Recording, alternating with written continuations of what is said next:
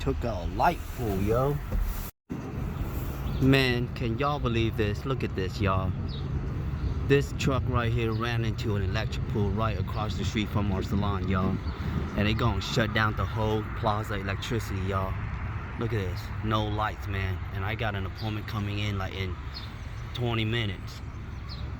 I might have to start her nails first since my drills is.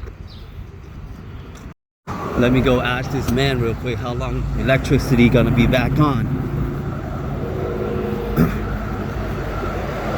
Sir, how long?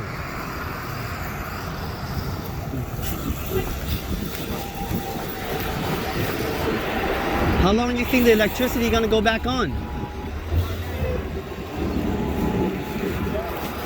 So how long do you think the electricity gonna go back on?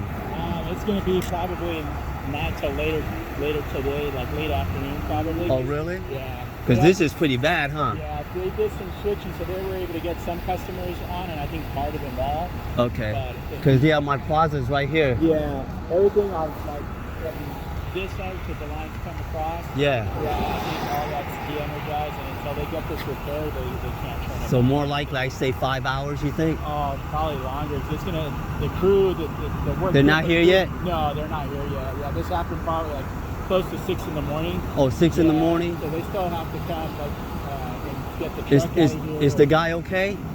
Supposedly he ran off, or the person that was driving ran off. Are you fucking serious? Shit. Yeah, that's what I heard. So Dang. I don't know what the situation is. But All right, brother. Thank you, because I'm about to open the shop and I want to know what I got to do with the customer. You know what I mean? All right, man. You have a good one. Be safe out there. thank you.